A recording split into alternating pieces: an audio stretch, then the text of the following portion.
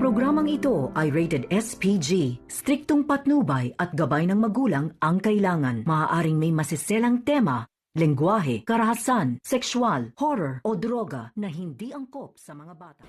Magandang araw mga kapatid, narito naman tayo sa ating paboritong palabas sa aking channel, sa FPG's Batang Quiapo. Isang araw habang naghanap si Tanggol kay David, nakita ni Tanggol ang mga kaibigan niya na napaslang ni David. At sa kabilang banda naman, habang nag-usapan ang mga pugante, may kasama silang nagtanong, saan si Tanggol? Sabi ng kanilang kasama, wala dito, pumunta sila si Mayor Silso sa lugar ni Bubbles. Tinulungan niya si Mayor Silso patungo sa lugar nila ni Bubbles. At inutusan nila ang kanilang gwardya. Puntahan niyo sa labas. Siguraduhin ninyo kung mayroong mga pulis. Pagtingin nila, marami ang mga pulis sa labas. Sinabihan nila ang kanilang mga kasama, maraming mga pulis. Sabi nila, paano natin mahanap si Tanggol?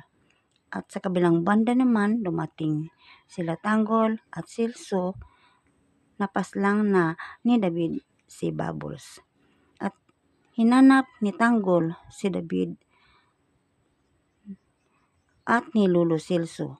At nang nagkaharapan sila Tanggol at Bulilit at ang kasama niya, natamaan si Silso at napaslang siya.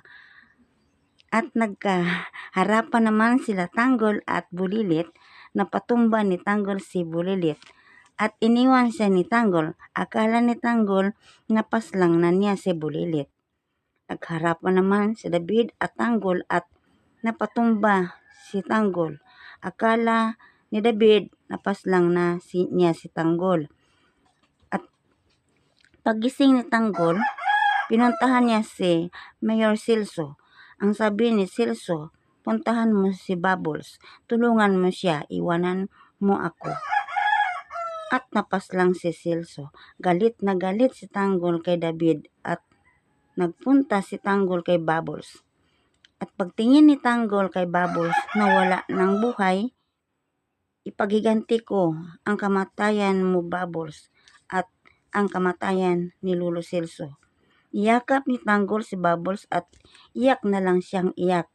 At bumalik sa damdamin ni Tanggol noong kasama sila ni sa kulungan.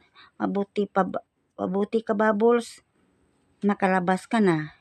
Iwan mo kami dito. Ang sabi ni Bubbles, magbabait ka para makalabas ka. Ang sabi ni Bubbles, itong sombrero ko, ibigay ko sa'yo para makalabas ka, puntahin mo ako. Pero silang dalawa may lihim na pag-ibig sa isa't isa. At hanggang dito na lang mga kapatid, at huwag mo sana ako ninyong kalimutan sa pag-like, share, subscribe. Maraming salamat.